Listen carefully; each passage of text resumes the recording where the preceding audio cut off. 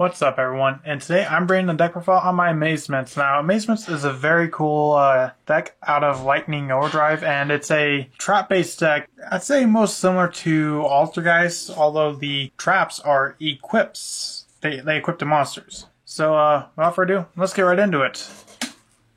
First off, I run the 3 Amazement Administrator Arlecchino. Arlecchino is really good. Once per turn, you can banish any number of the attractions traps from your graveyard, then target that many cards your opponent controls, destroy them. And this has a really cool effect to when you activate, or if a trap card is activated, it doesn't matter whether it's you or your opponent, you can special summon this card from your hand. So basically, this is Altergeist Multi-Faker for Amazements. And as an additional effect, which makes it, in my opinion, even a little bit better than Multi-Faker, if your opponent normal or special summons a monster, you can target one of those face-up monsters they control, equip one attraction trap from your deck to that target. So basically, you can equip the Haunted House or you can equip the Viking Vortex and basically force them into some tough decisions. Or you can use it to get the Roller Coaster and search yourself a monster. I also run 3 Amazement Attendant Comica. Comica, when this card is normal summon, you can set one attraction trap directly from your deck, and quick effect, you can target one attraction trap you control, or one attraction trap equipped to a monster, you equip it to one Amazement monster you control or one face-up monster your opponent controls. So essentially you can change the target of what the trap is equipped to. And that changes things because the Amazement traps have different effects depending on whether they're equipped to your monsters or your opponent monsters. I also run 2 Nibiru for my hand trap. I'm opting to run Nibiru over Ash because I feel, in my opinion, Ash just doesn't really do too much against the top decks. While Nibiru is definitely good going second because I, for some reason, have a knack for losing dice rolls. But in my opinion, I just like Nibiru over Ash Blossom at the current moment. And I also run 1 Red Eyes and Dark Magician. Now, this was actually a last minute addition because at first I was running Pot of Extravagance, and if I'm running Pot of Extravagance, I can't really run this because then they can just become dead cards. But most oftentimes, and the one thing that I really thought about doing is actually running like 3 Dragoon and maybe 3 Red Eyes Fusion, because you don't really you don't need your normal or your special summon. It's a trap-based deck, and the boss monster can summon during your opponent's turn. So basically, you can just activate Red Eyes Fusion and get the Dragoon, and then just summon this on your opponent's turn. So there's really no downside to running it, whether you use Verte Anaconda or just hard draw the Red Eyes Fusion. Moving on to the spells. Yeah, I don't run many monsters. I run 3 Amazing Time Ticket. Time Ticket, pay 100, then apply this effect. Depending on whose turn it is a quick play. If it's your turn, you can add 1 Amazement card from your deck to your hand. Your opponent's turn, you can set 1 attraction trap directly from your deck, and it can be activated this turn. So basically, it can become live immediately. I also run 3 Pot of Prosperity. Since I added in the Dragoon engine, I had to swap Extravagance out for Prosperity, because if you banish, let's say, the Dragoon, for example, off of Extravagance, then if you draw into, let's say, Red Eyes Fusion, it's just going to be a dead card in your hand. I also run 3 Pot of Duality, considering you don't really do a lot of special summoning, because going into your Dragoon is optional, but during your first turn, you aren't as likely to get it out. So there's definitely really no downside to running Pot of Duality, because at most during your turn, you're probably just going to normal summon Comica, set a bunch of traps, and pass turn. So, and the one cool thing with Duality, it's one of the, well, I can't really call it a draw card because it's an excavating card, much like Pot of Prosperity. So, and you can use it with Pot of Prosperity, so you can use Prosperity and just use Duality as well.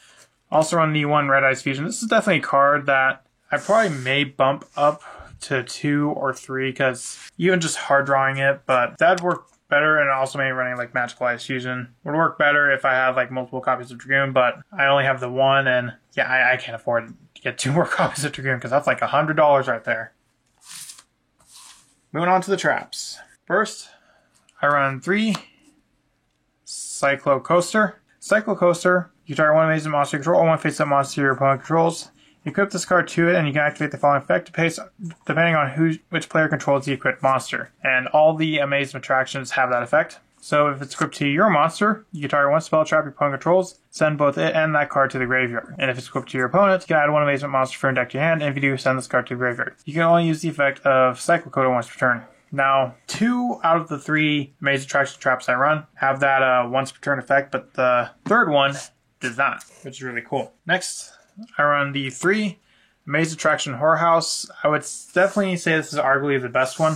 If it's equipped to one of your monsters, you can target a pet monster your opponent controls, negate that monster's effects until the end of the turn. So it's a infinite impermanence when it's equipped to your monster. Now, if it's not, your opponents change the equipped monster to face down defense position. So it's either a negate or a Book of Moon. Both are really good. So I also run the 3 Maze Attraction Viking Vortex. When I first started building my amazements, I actually put Viking Vortex to the side because I didn't think it was any good. But after reading it and realizing this is actually one of the best Maze Attraction traps. For the first one, when it's equipped to your monster, once per turn when an opponent's monster declares an attack, you get the attack, and if you do, change control of the equipped monster until the end of the battle phase. That one's okay, but that's a battle trap, so not really reliable. Now, the second effect, your opponent, when it's equipped to your opponent's monster, when the equipped monster activates the effect, return it to the hand. Now, I'm not quite too sure on the ruling of that, but I think that maybe negates it, considering it's returning to the hand and no longer on the field. But that's definitely a very useful, because basically, let's say they have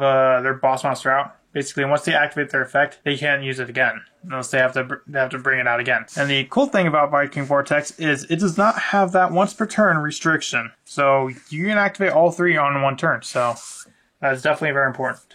I also run 3, there can be only 1. You don't really run many monsters. Comica is Machine. Administrator is Psychic. So there's really no reason to not run it. And like I said, since you don't summon a whole lot, I run 2 summon limit. I'm only running 2 mainly because I had to take 1 summon limit out for another card. I also run 3 torrential tributes, which is really cool. And lastly, 2 infinite impermanence. Moving on to the extra deck. Now, for the most part, the extra deck is just generically good stuff, although there are some pretty cool cards that you can run. As you saw at the very beginning, I run 2 Red Eyes Flare Metal Dragon. The Administrator is a level 7, and Red Eyes Flare Metal Dragon is, in my opinion, the best rank 7 monster in the game. Basically, anytime your opponent wants to activate a card or effect, they take 500, so there's a cost to literally everything they do. Also run a Dugaris and Abyss Dweller because it's just good generic rank 4s. The 1 Anaconda for Dragoon plays. I run an IP package with Masquerena, Phoenix, Cerberus, and Unicorn. I run 1 Crusadia Eagleman Max. Basically, it just can be a big monster to kind of beat over your opponent's Dragoon. I run the 1 Access Code Talker. Opelosa, easily the best rank 4, or not rank 4s, Link 4 monsters in the game. And also have a Borlord and a Boral Sword. And lastly, Dragoon. So, what do you think of Amazements? Do you think it's a really cool archetype? Do you think it's really fun? Do you think it's definitely got potential? Let me know in the comments, and I'll see you in the next video I make. Bye.